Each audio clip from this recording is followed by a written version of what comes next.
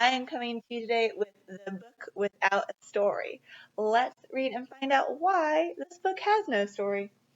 Here we go. The book without a story. The library is a place that is full of stories. There are all sorts of stories to read there. Funny stories, scary stories, sad stories, and there are also the stories that the books tell about you. That's right. Oh, yes.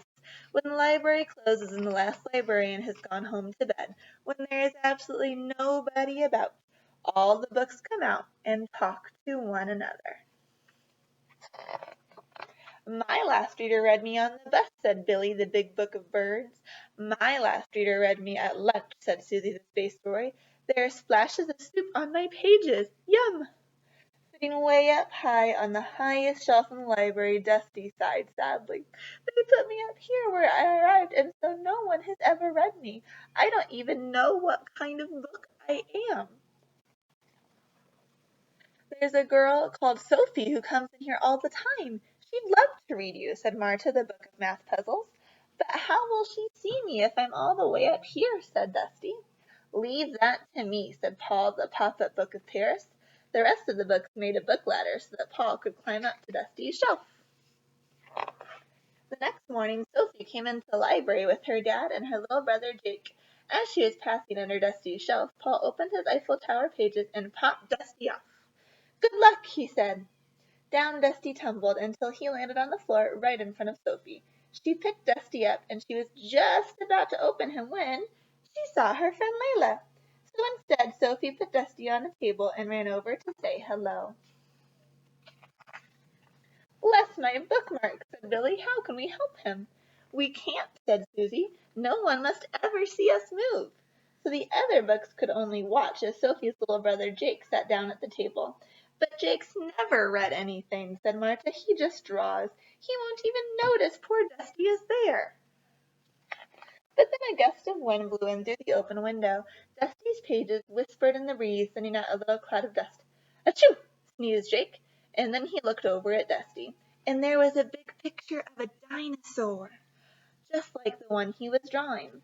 So Jake pulled Dusty over and looked at the cover. Then he turned the page and saw another dinosaur picture and another. Dusty was full of them. And next to each picture there were words all about dinosaurs, his favorite thing in the whole wide world. So Jake started to read, and the more he read, the more the hot, jungly dinosaur world of Dusty, the Book of Dinosaurs, grew inside his head. He was still reading when Dad said it was time to leave, but Jake didn't want to leave. He wanted to keep on reading. So the librarian explained he could borrow the book and take it home with him. Jake read Dusty all the way home, and when he finished the book, he started all over again. And when his friends came over to play, Jake told them all about the Book of Dinosaurs. Then he told all of Sophie's friends and all his mom and dad's friends, too. When Jake brought Dusty back to the library the following week, all the other books wanted to know about his adventure. Did he read you on the bus? Asked Billy. Well, he read me in the car, at the kitchen table, in the bath, and secretly at night, said Dusty. Then he shared me with his friends. It was so much fun. I wonder if anyone else will ever want to read me. Just look, whispered Marta. So Dusty did, and he saw. Everyone did.